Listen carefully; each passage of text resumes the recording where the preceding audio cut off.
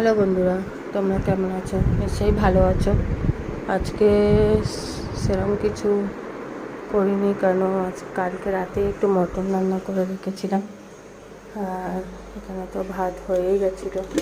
মেয়েকে খেতে দিয়েছিলাম, একটু বেরোতে যাবে বলে, একটু বড় বাজার যাবে। আর কালকে রাতে করেছিলাম একটু মটন, দেখো মটন রান্না করেছিলাম রাত্রিবেলা। মেয়ে খেয়েছে, মেয়ের খাওয়া হয়ে গেছে, রাতে খাবে।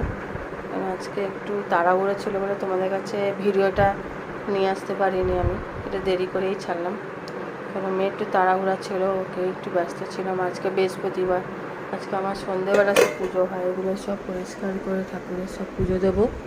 আর এদিকে তো বললাম কালকে রাতেই মটনটা করে রেখেছিলাম।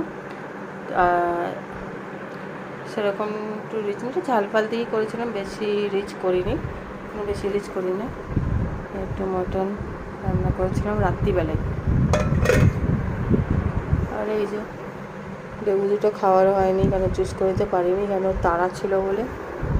আর আজকে এটাই চলে যাবে রাত্রিরে, কালকে তোমাদের কাছে আবার অনেক কিছু করবো, কেন আজকে অনেক কাজ ছিল। বৃহস্পতিবার করে অনেকটাই কাজ থাকে বলে আমি করতে পারিনি, আমার অনেকটাই দেরি হয়ে গেছিলো।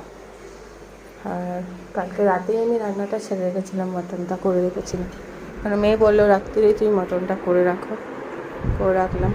তো আজকে এই মটনটা দিয়ে চলে যাবে। আজকে তো মটন হয়ে এলো, কালকে দেখি কী দিই তোমাদের কাছে। আজকে কাছাকাছি সেরকম করে দেখো, এখানে 1 কেজি জামা কাপড় জড়ো রয়েছে, এগুলো আমি আর ধুইনি, কারণ আমি পরে ধোবো, কারণ আজকে বৃহস্পতিবার, আমার এই ঠাকুরের অনেক কাজ আছে, আজকে ঠাকুরের কাজগুলো করবো। আর বৃহস্পতিবার আমি সন্ধে করেই আমার পুজোটা পড়ে, ওই জন্যে। আর এদিকে তো রান্নাবান্না সবই কমপ্লিট, মাংস দিয়ে রাতেই করে রাখেছি বলে আমি অনেকটা হয়ে যে আমার অনেকটা কাজটা এগিয়ে গেলো, না দুপুরে করতে গেলে আমার আরও কাজ হয়। রাতে করে গেছি, দুপুরে ওদের খাওয়া দাওয়া টাইমই হয়ে গেছে, মেয়ে বড় বাজারও গেছে। যাই হোক, কেমন লাগলো বলবে, তোমরা আজকে লাঞ্চ কী করলে সেটাও জানিও। আমার লাঞ্চ থাকলে আমাকে সাপোর্ট করো, আমার পাশে থেকো, আর লাইক, কমেন্ট, শেয়ার, সাবস্ক্রাইব করতে ভুলো না।